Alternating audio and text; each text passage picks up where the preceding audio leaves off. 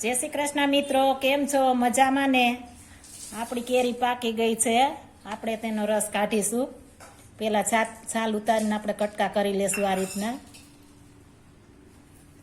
આનો રસ એકદમ મસ્ત બને છે, એકદમ ખાવાની પણ મજા આવે છે. આની છાલ પણ એકદમ આછી હોય છે. જો કાચી થોડી હશે તો છાલ જાડી રહે છે, પાકી જાય એટલે એકદમ આછી છાલ બની જાય છે. તમે જોઈ શકો છો, કલર પણ એટલો મસ્ત આવે છે આ કેરીનો. આ રીતના આપણે બધી કેરીની છાલ ઉતાર લેશું. આ કેરી બહુ મોટી આવે છે, હાથમાં પણ રહે નહીં એવી મોટી કેરી આવે છે. આ રીતના આપણે બધું છાલ ઉતાર લેશું. આ રીતની આપણે બધી કેરીની છાલ ઉતાર લેશું.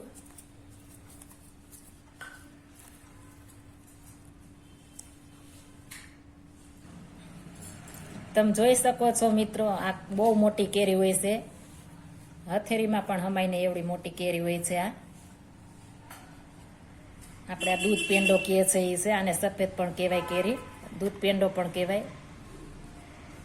એકદમ મસ્ત આ કેરી હોય છે. રસ પણ એકદમ મસ્ત બને છે આનો.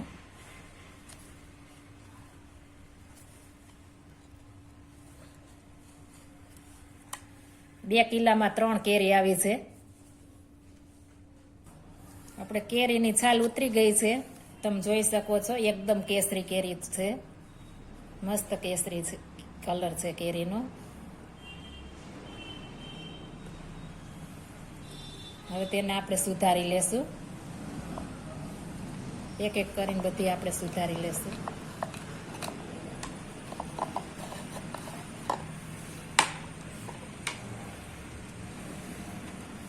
નાના નાના ટુકડા કરવાના છે આ રીતના.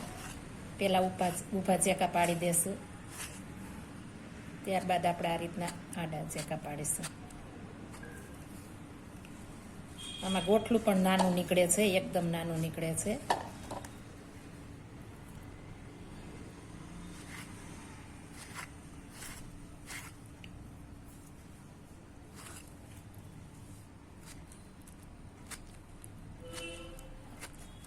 આ રીતના ચેકા પાડીને આપણે મસ્ત કટકા કરી લેશું.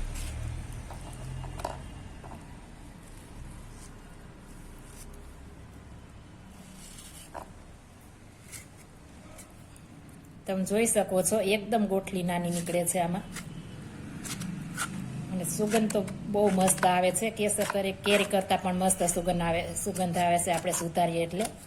અને સ્વાદ પણ એકદમ મીઠો હોય છે આ કેરીનો. રૂછા પણ હોતા નથી, એકદમ પ્લેન હોય. તમે જોઈ શકો છો મિત્રો. આ રીતના આપણે બધી કેરી સુધારી લેશું. હવે આપણી કેરી કટ થઈ ગઈ છે. હવે આપણે તેને બ્લેન્ડર મારી દેશું. મિક્સરમાં કાઢવાની નથી, બ્લેન્ડર મારવાથી મસ્ત રસ થાય છે. મિક્સરમાં જો કાઢશું તો એનો એકદમ રસ ચીકણો થાય છે, એટલા માટે આપણે બ્લેન્ડર મારીને કાઢીશું.